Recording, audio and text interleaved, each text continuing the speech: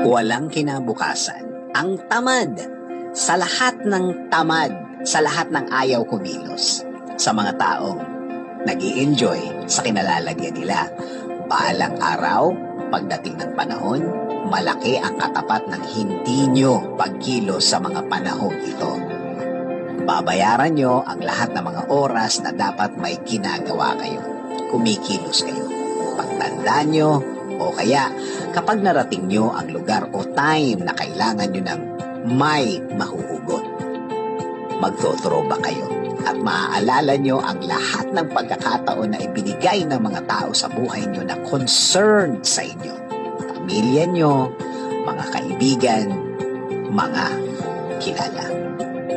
Nagdesisyon silang tulungan ka pero sinayang mo lahat.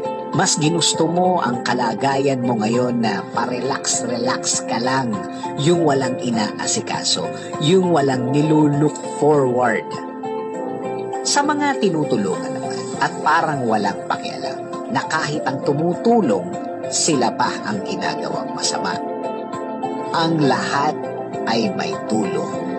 Ang lahat ay hindi forever. Dadating ang oras, wala nang gustong tumulong sa'yo. Kahit na pamilya mo, kahit na close ka sa kanila. Oo naman, nakakasawang tumulong sa tamad. Kung magsalita pa ang mga taong tamad na ito, na akala mo may utang sa kanya ang lahat ng tao sa paligid niya, na akala mo nagpapasalamat ang mga tao sa paligid niya dahil andun siya. Mga taong feeling nila espesyal sila.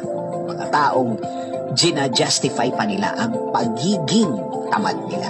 Na akala mo ang dami na nilang na-contribute sa isang grupo o sa isang pamilya.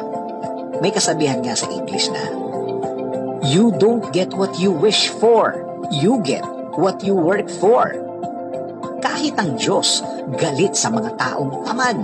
Ang gusto ng Diyos ay yung maabot natin ang gusto natin. Ganun naman talaga tayo naka-design ang matupad ang magandang plano niya para sa atin. Wala namang nagiging tagumpay kung tamad. Kailangan mong magtrabaho.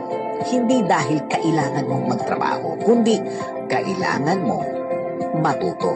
Kailangan mong maraming malaman sa buhay na ito. At sa buhay na to, kapag marami kang alam, marami ka nang napagdaanan, marami na ang nangyari, ang mga natutunan mo along the way, yan ang magiging sandata mo sa pag-akyat mo sa success. Minsan nga may isang post na nakakabobo ang katamaran. Oo naman, dahil walang nangyayari, walang natututunan, walang ginagawa, walang nararating, naiiwan sa buhay. Yung mga taong kasama niya noon, wala na ngayon. Again, naiwan na ang tamad na ito.